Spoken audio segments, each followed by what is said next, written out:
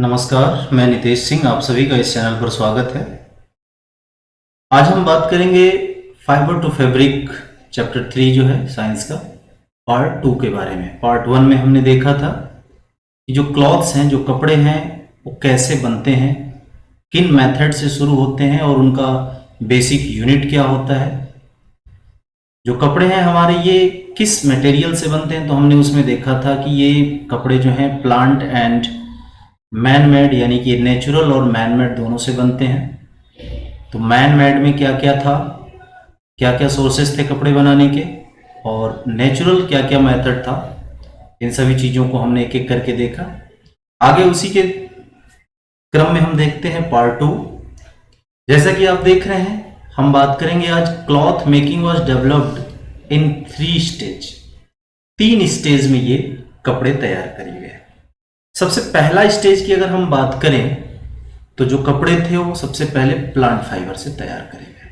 जैसा कि हमने पढ़ा था कि कपड़े जो हैं, अगर हम बात करें क्लॉथ्स की, तो ये 2 मेथड से हमें मिलते हैं। एक तो मिलता था हमें, हमने बात किया था कि नेचुरल, और दूसरा था मैन मेड।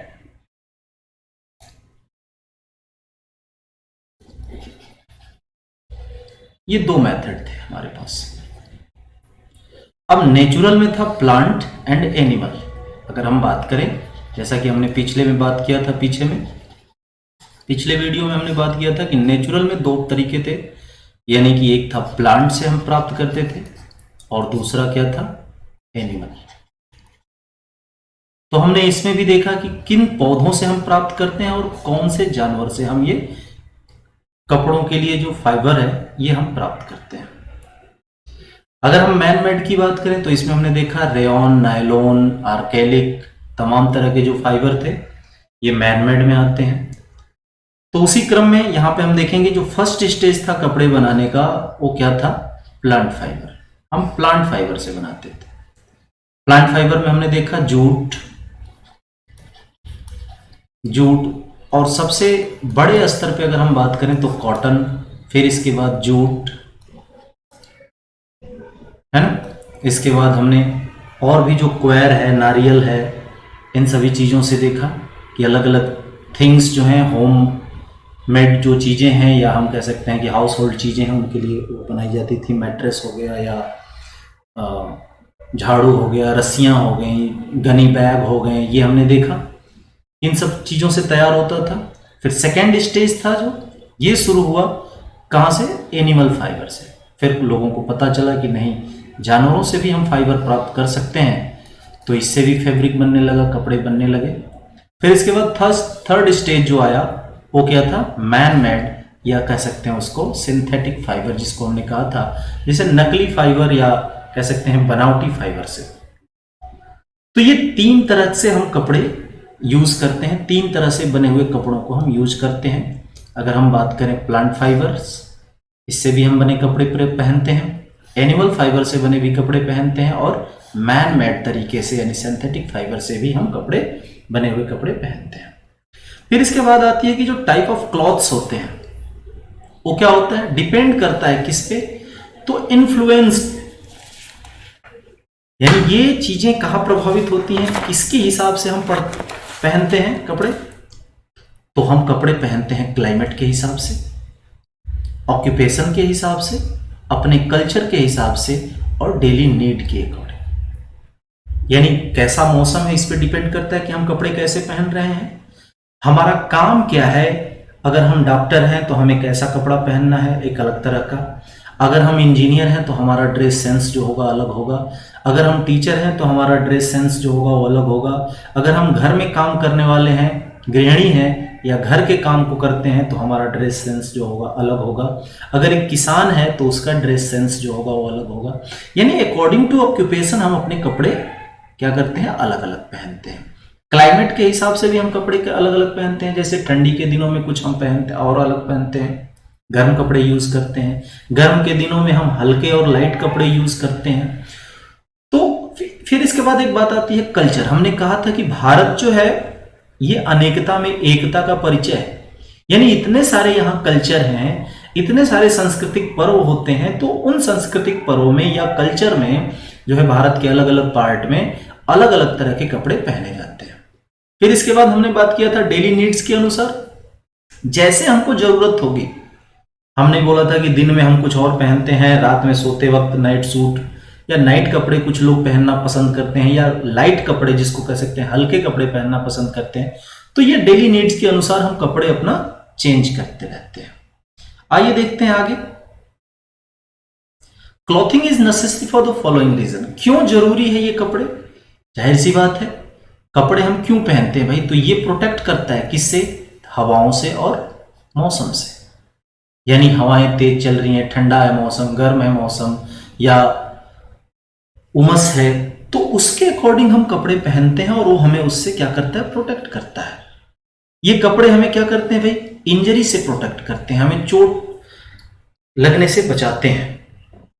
यानी अगर हम कपड़े पहने हुए हैं तो हम बहुत सारी ऐसे जगहों से बच जाते हैं जहां हमें चोट लगने की आशंका होती है या चोट लगने का अंदेशा होता है। और ये और क्या करते हैं भाई कपड़े हमें? It maintain the body heat. ये हमारे जो बॉडी टेम्परेचर है, बॉडी की जो गर्मी है, उसको मेंटेन रखते हैं, बनाए रखते हैं। फिर हम बात करेंगे यहां पे woollen and cotton clothes feel rough. ध्यान दीजिएगा कि जो वूलन और कॉटन क्लॉथ्स होते हैं ये थोड़े रफ फील कराते हैं। रफ का मतलब थोड़ा खुरदरा जैसा, या कह सकते हैं मोटा जैसा लगता है। And that rayon and nylon और पॉलिस्टर, ये जो है ये क्या फील कराते हैं? स्मूथ फील कराते हैं, यानी चिकने लगते हैं, स्लीपरी लगते हैं।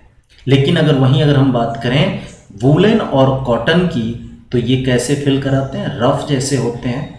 और अगर हम बात करें रेयॉन, नायलॉन और पॉलिस्टर की, तो ये स्मूथ फील कराते हैं। बात करते हैं roughness of cotton and woollen fibre क्यों होता है भाई? इसमें रफनेस क्यों होती है, रफ क्यों लगता है? तो ये जो है इसके मेनी फोल्ड्स, यानी कई फोल्ड में होते हैं, या अनइवन सरफेस, जो इसका सरफेस होता है वो खुरदरा होता है, बराबर नहीं होता है, इसलिए इसकी उपस्थिति के कारण जो है ये हमें रफनेस फील कराते हैं। कौन? Cotton and wool. फिर हम बात करते हैं सिल्क, रेयॉन, नायलॉन और पॉलिस्टर। ये स्मूथ क्यों फील कराते हैं भाई? इससे हमें क्यों लगता है कि ये स्मूथ है? तो इसका जो स्ट्रक्चर होता है वो फाइन स्ट्रक्चर होता है, एकदम क्लियर होता है, पतले पतले धागों से बने होते हैं, हमें पता ही नहीं चलता कि इनमें धागे कहां हैं, इसलिए ये हमें स्मूथ फील कराते हैं।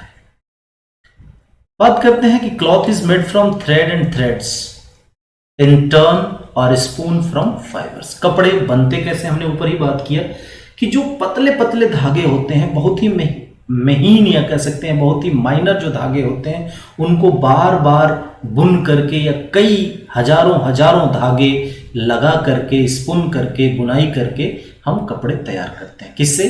फाइबर से। All fibres are not suitable for making clothes. ये भी ध्यान में रखना है कि जितने हमने ऊपर पढ़ा कि इससे हम फाइबर फाइंड करते हैं, इस थिंग से हम फाइबर निकाल लेते हैं, या इससे हमें फाइबर मिलता है, तो सभी फाइबर जो है वो कपड़े बनाने के लिए सुटेबल नहीं होते हैं। इनमें से जैसे अगर हम बात करें कोकोनट फाइबर की, जो कोकोनट फाइबर है ये एक उदाहरण है। जैसे अगर हम बात करें कि ये कैसा है, तो ये वेरी हार्ड होता है, बहुत ही हार्ड होता है ये, जैसा कि हम देखते हैं। कैन ओनली बी यूज्ड, इसका प्रयोग किसके लिए किया जाता है? तो रस्सी बनाने के लिए। एंड कोयर इन मैट्रेसेस, जो गद्दे हैं, जो तोशक रजाई हैं, उनके बाहरी परत को या उसके अंदर भरने के लिए इसका जो यूज किया जाता है। किसका? कोकोनट फाइबर का। और भी अलग अलग चीजें हैं जिनका हम कपड़े बनाने के लिए प्रयोग नहीं कर सकते, कुछ और काम में हम उसे लेते हैं। बात करते हैं soft and long fibres like cotton, wool, nylon et cetera are suitable to make yarn. ये यार्न है,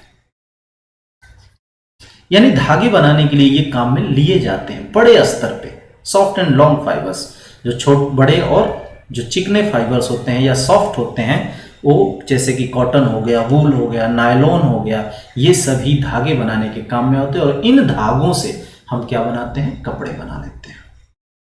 फिर हम बात करते हैं, ये एडवाइस है। एडवाइस क्या है? तो wear cotton clothes while working in the kitchen and near fire. जब भी हम किसी आग जहां आग जल रही हो या हम किचन में हो, अगर वैसे जगहों पे अगर हम काम करते हैं तो हमें कॉटन क्लॉथ्स पहनना चाहिए।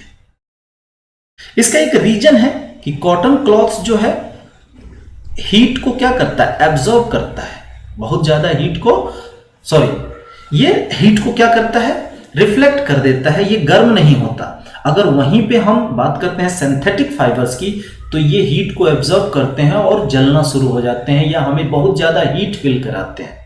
या ये भी हो सकता है कि आग लगने की जो संभावना होती है, आग पकड़ने की जो संभावना होती है वो ज्यादा होती है सिंथेटिक फाइबर के साथ। लेकिन अगर कॉटन फाइबर्स है तो उसके साथ आग पकड़ती तो है, ऐसा नहीं है कि नहीं पकड़ता है आग, लेकिन उसकी संभावना कम होती है।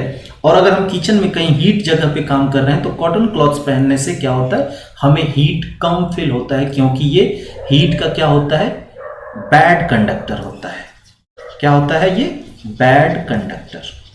बैड कंडक्टर का क्या मतलब है भाई,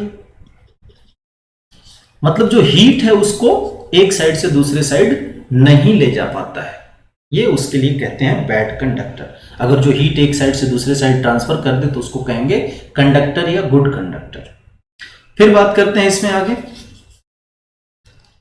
कॉटन वूल क्या है भाई, तो the lump of cotton fibres are called cotton wool. जो लंप होता है यानी जो गांठ होता है, जो बंडल होता है, जो हम कहते हैं कि एक कॉटन का जो बंडल है उसको हम क्या बोलते हैं, कॉटन वूल। ठीक है, it can be used as absorbent, filling quilt, pillow et cetera and making yarn. इससे हम क्या करते हैं, धागे बना लेते हैं, पिलो में, तकिए में भरते हैं, अपनी रजाइयों में भर देते हैं, और कुछ इस तरह के जो सोखने की चीजें सोखने की काम में आती हैं, इस तरह के कपड़े हम तैयार कर लेते हैं कॉटन वूल से। फिर बात करते हैं फैब्रिक क्या होता है। तो हमने बात किया था कि फाइबर टू फैब्रिक, चैप्टर का नाम ही है फाइबर टू फैब्रिक, यानी रेसे से कपड़े तक। तो फैब्रिक का मतलब ही होता है कपड़ा, जो हम यूज करते हैं। बिना स्टिचेज जो कपड़े होते हैं उनको फैब्रिक ही कहा जाता है, बिना सिलाई के जो कपड़े होते हैं उनको हम फैब्रिक कहते हैं। तो yarn कैन बी वूवन और knitted मैनुअली और बाई मशीन। अगर धागों को हम बुनाई कर दें या उसकी क्या कह सकते हैं, बुनाई कर लें, या knitted जो हम उसको सिलते हैं, एक दूसरे के साथ जोड़ते हैं, एक धागे के साथ दूसरे धागे को, इस तरह से लाइक दैट। अगर ये धागा है तो हमने इसको क्या किया, इस हिसाब से इसको बुन लिया, तो ये क्या हो गया, knitted हो गया। यानी एक दूसरे के अंदर एक के ऊपर एक करके इसको क्लोज कर लेते हैं। या मैनुअली करें, हाथ से करें, या बाई मशीन करें, जो ये चीज बनाता है यानी कपड़े बनाता है, और उसको हम क्या बोलते हैं, फैब्रिक। जैसे देखिए ये हमारा क्या है, फैब्रिक है, जैसे ये क्या है, फैब्रिक है। ठीक है, यहां पे आपको दिख रहा होगा, थोड़ा जूम करके देखिए, तो इसमें निशान से दिख रहे हैं, ये क्या दिख रहा है, धागे हैं, और इन धागों पे ऐसे जो बुनाई हो चुकी है एक दूसरे के ऊपर, किसी को बुनने के बाद क्या बोलते हैं, इसको फैब्रिक बोलते हैं। अब देखिए कनाइटिंग क्या है भाई, तो the process of making fabric from a single yarn. एक एक धागों को लेकर के ये जो बुना जाता है हमारे घरों में, या हमने देखा होगा इस तरह की चीजें, इसको बोलते हैं धागों की बुनाई करना या बुनना, कनाइटिंग बोलते हैं। फिर है स्पिनिंग। स्पिनिंग क्या है भाई, तो वही चीज है, the process of making yarn from fibres. Yarn धागा बनाने का काम जो होता है, यहाँ पे ये जो हमने यहाँ पे क्या रखा हुआ है, फाइबर्स के बंडल रखे हुए हैं, और ये फिर इसके से मशीन में जा रहा है, और मशीन में जाके क्या बन रहा है, यार्न बन रहे हैं, पतले पतले धागे बनाए जा रहे हैं। वीविंग क्या है भाई, the process of arranging two sets of yarn together to make a cloth. अभी हमने बात किया दो सेट, कब किसी यार्न को मगर मिला करके हम बनाते हैं, जैसे देखिए इस तरह से, ये क्या हो रहा है, मैनुअली इस तरह से ये है, और फिर इसमें इस तरह की बुनाई हो गई, तो ये क्या हो गया, क्लोज हो गया, है ना। तो ये क्या हो गया, इस तरह के जो कपड़े की बुनाई हो गई वो क्या हो गई, वीविंग हो गई। बात करते हैं कॉटन वूल। कॉटन वूल कहाँ से प्राप्त होता है, तो ये कॉटन प्लांट से प्राप्त होता है। It made up of thin cotton fibres, इससे पतले कॉटन फाइबर्स निकलते हैं। फिर इसके बाद क्लॉथ्स और मेड ऑफ डिफरेंट मटेरियल्स, जो कपड़े होते हैं ये अलग अलग मटेरियल से बनते हैं, और ये मटेरियल हमें कहाँ मिलते हैं, प्लांट एंड एनिमल से। जैसा कि हमने ऊपर भी बात किया बात कर लेते हैं थोड़ी हिस्ट्री ऑफ क्लॉथिंग, जो कपड़े का इतिहास है ये कैसा रहा। तो सबसे पहले देखेंगे अबाउट 30,000 ईयर्स एगो, यानी 30,000 साल पहले जो लोग थे वो कपड़े के जगह पर क्या यूज करते थे, एनिमल स्किन, जानवरों की चमड़ियों को पहनते थे या यूज करते थे। It is believed that wool was used early 6,000 year ago. आपको ये विश्वास नहीं होगा या कह सकता है कि ये विश्वास करने वाली बात है कि वाज यूज्ड एज अर्ली, अभी हाल ही में लगभग 6,000 साल पहले ही वूल जो है, ऊन की जो कपड़े हैं या ये कह सकते हैं कि ऊन का प्रयोग होना शुरू हुआ। Domestication of silk worm is produce silk occurred around 3000 BC in China. जो सिल्क का उत्पादन था वो चाइना से शुरू हुआ। कब? तो 3000 BC में। 3000 BC यानी हमने बात किया था BC और AD के बारे में, BC और AD के बारे में बात किया था। तो BC क्या था, बिफोर क्राइस्ट, और AD क्या था, एनीडो। ठीक है, तो 3000 BC जो है, यानी कि ये 2021 और ये 3000 कितने हो गए, लगभग 5021 साल पहले चाइना में इसका खोज किया गया था या उत्पादन शुरू किया गया था। भारत में क्या हुआ, तो cotton came into wide spread use around 3000 BC, और भारत में लगभग उसी समय भारत में कॉटन का प्रयोग लंबे स्तर पे, वाइड स्प्रेड यानी बड़े पैमाने पर शुरू हुआ। This fabrics were not stitches. उस समय ये जो फैब्रिक होते थे सिलाई नहीं किए गए होते थे, सिले नहीं होते थे, और ये देयर वेयर जस्ट रैप्ड, लपेट लेना अराउंड द बॉडी, अपने शरीर के आसपास इसको लपेट करके पहना जाता था जब सिलाई नहीं होता था। जैसे कि आज के समय में साड़ी हो गया, ये विदाउट स्टिचेज होता है, बिना सिले हुए। धोती बिना सिले हुए, डायरेक्ट आप फैब्रिक लाइए पहन लीजिए। टर्बन जो पगड़ी बांधते हैं हमारे पंजाबी भाई, ये क्या है, ये सब नॉट स्टिचेज कपड़े हैं, यानी बिना सिले हुए अनस्टिचेज पीसेस ऑफ क्लॉथ्स। ये ऐसे कपड़े के टुकड़े हैं जो सिलाई नहीं किए गए हैं। फिर बात आती है वहीं पे फाइबर एंड फैब्रिक। फाइबर और फैब्रिक में क्या अंतर है, तो देखेंगे fibre and fabric. Clothes are made mostly from fibres, fibre से बनता है। और फाइबर क्या होता है भाई, तो थिन स्ट्रैंड ऑफ थ्रेड, पतला सा धागा होता है, और उसके बाद उसको बुन करके, वोवन टू मेक फैब्रिक, और उसको बुन करके क्या बना दिया जाता है, फैब्रिक। यानी फाइबर जो है एक पतला सा धागा होता है, उसे बुन करके फैब्रिक तैयार किया जाता है। और फैब्रिक भी कई तरह के होते हैं, जैसे एग्जाम्पल के तौर पे देखिए cotton fabric, silk fabric etcetera. इस तरह से बहुत सारे फैब्रिक हैं जो हम यूज करते हैं। फिर बात करते हैं the fabric stitches to make clothes. अब इस फैब्रिक की जब सिलाई हो जाती है, जो नॉर्मल कपड़ा है, हम मार्केट से कपड़ा जब लेके आते हैं तो सिर्फ फैब्रिक होता है, ठीक है, उस फैब्रिक का मतलब अलग है। और क्लॉथ, फैब्रिक मतलब भी कपड़ा ही हुआ, लेकिन ऐसा कपड़ा जो अनस्टिचेज हो, बिना सिलाई के हो।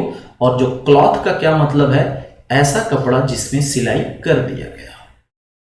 तो जो हम फैब्रिक लाते हैं उसको स्टिचेज करते हैं और उसके बाद उसका कपड़ा बना लेते हैं।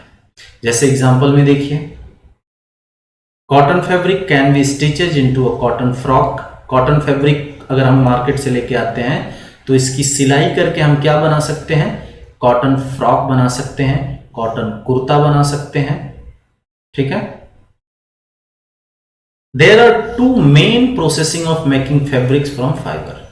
दो मेन प्रोसेसिंग है, दो मेन इसके तरीके हैं फैब्रिक को, फाइबर से फैब्रिक बनाने का। पहला है विविंग और दूसरा है कनाइटिंग। एक तो ये स्वेटर जैसे एक एक करके बुनना, और ये क्या हो गया, जो हैंडलूम और हमने पावरलूम की बात की थी पिछले वीडियो में, उसके आधार पे बड़ी मशीनों से या उस तरह की बुनाई कर लेना। जैसे देखिए विविंग क्या है भाई, तो हमने बात किया weaving involve making fabric by arranging two set of yarns.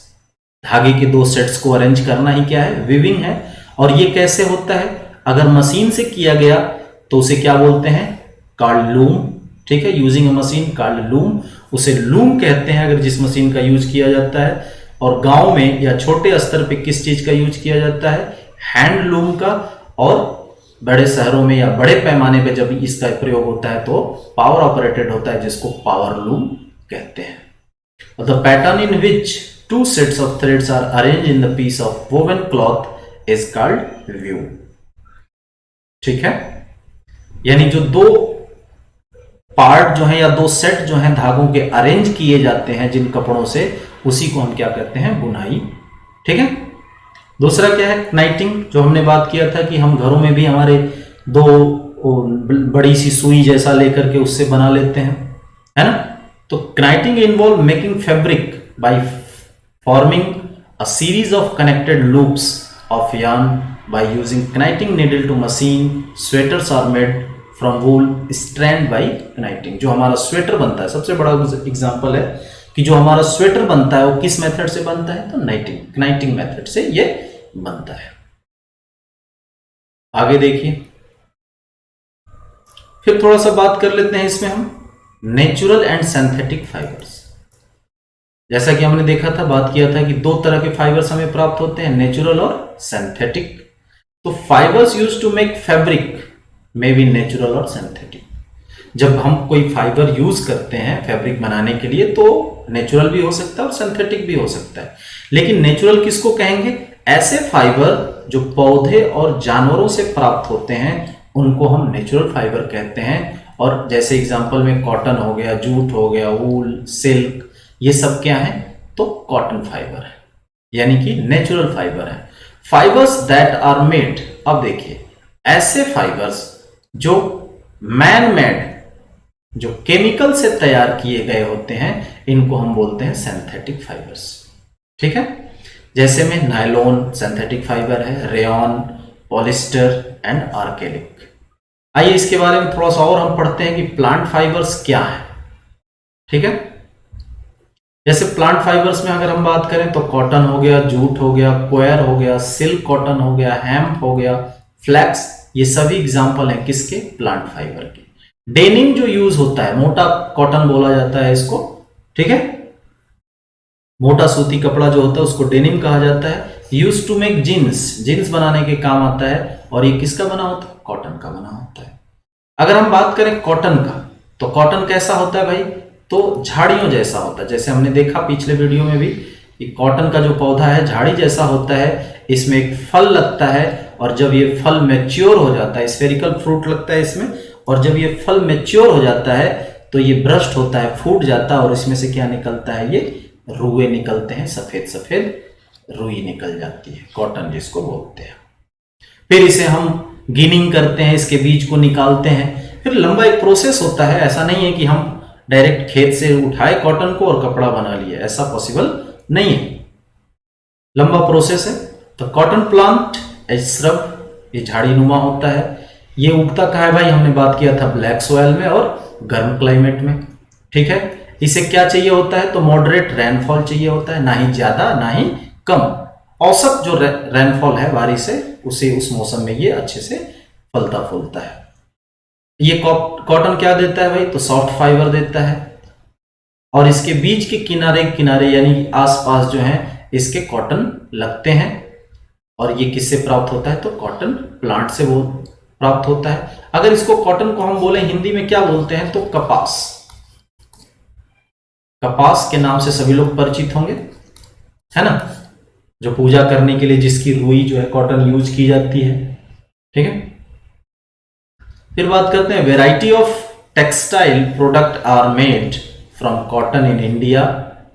ये गड़बड़ है भाई, of course hand woven cloth is, एक मिनट, hand woven cloth is made from cotton.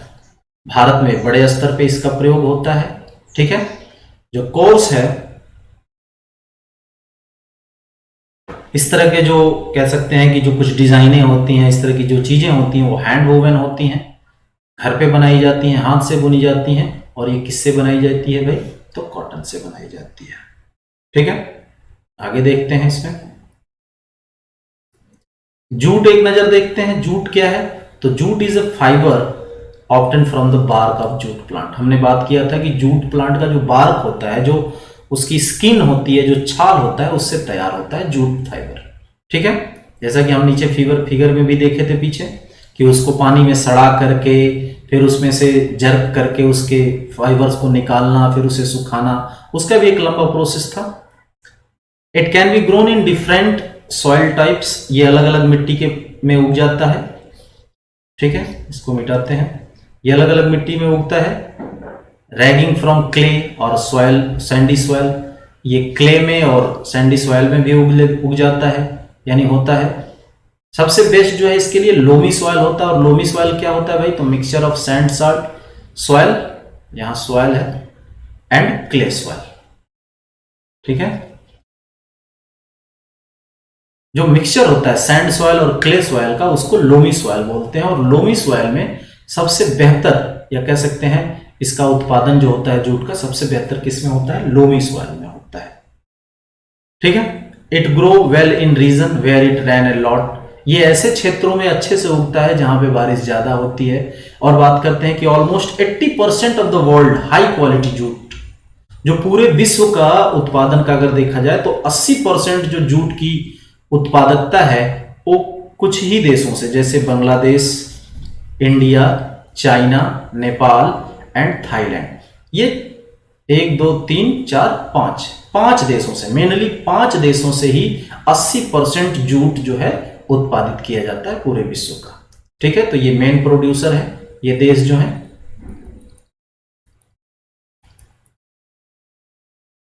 जैसे ये देखिए, ये जूट का पौधा है, तो ये यहां से कटाई हो जाती है, कटाई करके फिर इसको कुछ दिन तक हम खेत में छोड़ देते हैं, तो इसकी पत्तियां सूख करके क्या होती हैं? अलग हो जाती हैं। फिर इसका छोटा छोटा बंडल बना करके इसको उठा के कहाँ ले जाते हैं? जहां रुका हुआ पानी होता है उसमें इसको दबा देते हैं, कुछ दिनों तक ये सब सड़ जाता है ना? तो फिर उसका हम उसमें से फाइबर निकाल लेते हैं, जैसा कि पिछले वीडियो में भी देखा है हमने। अगर आपने पिछले वीडियो को नहीं देखा है तो इसके डिस्क्रिप्शन बॉक्स में हम उसका लिंक अटैच कर दिया जाएगा। ठीक है, कर देंगे, आप इसे जरूर देखना। फिर इसके बाद बात करते हैं कि अदर यूजफुल प्लांट फाइबर्स और कौन कौन से हैं। There are other important plant fibres, क्या है भाई? तो सबसे पहले क्वायर। क्वायर किसको बोलते हैं?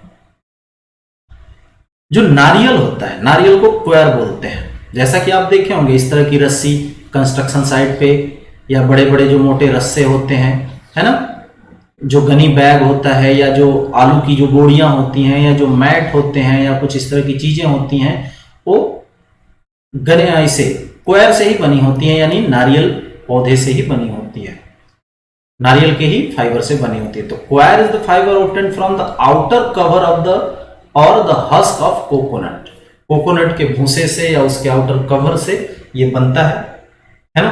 तो usually coconut are left in water for few months, सामान्यतः क्या करते हैं, उस कोकोनट को हम पानी में कुछ दिनों, कुछ महीनों के लिए छोड़ देते हैं, और फिर जब उस थोड़ा सड़ने लगता है, या ये कह सकते हैं थोड़ा गल जाता है, तो उसके जो हस्क हैं वो सेपरेट हो जाते हैं उसके नट से, जो बीच का जो नट होता है उससे वो अलग हो जाते हैं। और फिर उसे हम कह रहे हैं बीटन विथ, उसको हम पीटते हैं, किससे? वुडन मैलेट से, जो लकड़ी का हथौड़ा होता है जिसको मुंगरा बोलते हैं, उससे हम उसे बुरी तरह से पीटते हैं, और फिर उससे क्या मिल जाता है? हमें फाइबर मिल जाता है। और उस फाइबर को स्पून करके, घुमा घुमा करके, डाई करके, कलर करके किस लिए रेडी कर देते हैं? वीविंग के लिए, बुनाई के लिए। और फिर इसका यूज हम करते हैं सेवरल हाउस होल्ड प्रोडक्ट्स, कई घरों में रहने वाले ऐसे सामान जैसे रोप, फ्लोर कवरिंग, है ना, जिसको चटाई कह सकते हैं, इस तरह की चीजों का हम, या as a stuffing in mattress and pillow, जो स्टफिंग करते हैं, भरते हैं मैट्रेस में, गद्दे में या तकिए में, तो इसके लिए भी हम यहाँ पे इसका प्रयोग करते हैं। सिल्क कॉटन देखिए यहाँ पे, सिल्क कॉटन क्या है? तो silk cotton is another plant fibre that is commonly used in stuffing in pillow, sleeping bag and life jacket. ये जो सिल्क कॉटन होता है, ये थोड़ा कह सकते हैं कि सिल्क कॉटन जो है एक अलग तरह का पौधा होता है जिससे ये फाइबर प्राप्त किया जाता है, और इसका प्रयोग जो है तकिया भरने में, तकिए में भरने में, स्लीपिंग बैग जो होता है उसमें भरने में, या जो लाइफ जैकेट होता है जो पानी में लोग उतरते हैं, वो लाइफ जैकेट पहनते हैं, उसमें भरने में इसका प्रयोग किया जाता है। और ये जो फाइबर है ये सिल्क कॉटन ट्री से प्राप्त होता है, जिसे सिल्क कॉटन ट्री का दूसरा नाम क्या है? कापोक। और इसको हम जनरली अपने देसी लैंग्वेज में, या कह सके गांव के भाषा में, हम क्या बोलते हैं? सेमन। एक बड़ा सा पेड़ होता है जिसके तने पे क्या होता है, कांटे जैसे लगे होते हैं, सेमन बोलते हैं। आइए देख लेते हैं इस पेड़ को भी थोड़ा। जैसे देखिए ये है सेमन का पौधा। ये क्या है, सेमन का पेड़ है। इस पे इसके तने पे कांटे जैसे ये लगे होते हैं और ये ऊपर जाकर के इस तरह का फल लेता है ब्राउन जैसा, और जब ये मैच्योर होता है तो ब्रस्ट हो जाता है और इससे ये निकलता है सिल्क कॉटन फाइबर। ठीक है, ये काफी मुलायम होता है। देखिए द फ्रूट ऑफ कापोक, जो कापोक ट्री का फ्रूट है, इसमें फाइबर होता है और ये लाइट एंड फ्लफी होता है, हल्का होता है और ज्यादा ही रुएदार होता है या चिकना होता है जैसे कॉटन होता है। When the fruit ripen, जब ये फ्रूट पक जाता है तो इट ब्रस्ट ओपन, ये खुल जाता है अपने आप से ही और रिलीजिंग द फाइबर, और इसमें से फाइबर निकल जाता है। फिर एक दूसरी बात कर लेते हैं एक दूसरे फाइबर की, क्या है भाई, तो फ्लेक्स फाइबर। आपने नाम सुना होगा, हमारे तीसी बोलते हैं, है ना, अलग अलग जगहों पे अलग अलग बोला जाता होगा, लेकिन ऐसे फ्लैक्स बोलते हैं इसको। ठीक है, इससे तेल भी निकाला जाता है और इसके डंठल से, इसके तने से जो है, स्टेम से, फ्लैक्स प्लांट के स्टेम से हम फैब्रिक प्राप्त करते हैं, फैब्रिक बनाते हैं उसके फाइबर से, और जिसको हम क्या बोलते हैं, लिनेन। काफी महंगा फैब्रिक होता है लिनेन। अगर मार्केट में आप पूछो तो लिनेन की जो फैब्रिक होती है काफी महंगी होती है।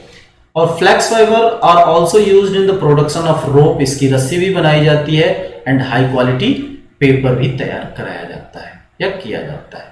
तो इस चैप्टर को हमने खत्म कर दिया। ठीक है, तो अब बात करेंगे हम नेक्स्ट वीडियो में चैप्टर 4 के बारे में। ठीक है, चैप्टर 4। आशा करता हूं आपको ये मेरी बातें सारी समझ में आई होंगी। अगर आपको ये समझ में आ रही हैं तो कुछ फीडबैक जरूर दे दीजिएगा, कमेंट के माध्यम से आप हमें बता सकते हैं। तब तक के लिए आप अपना और अपनों का ध्यान रखें।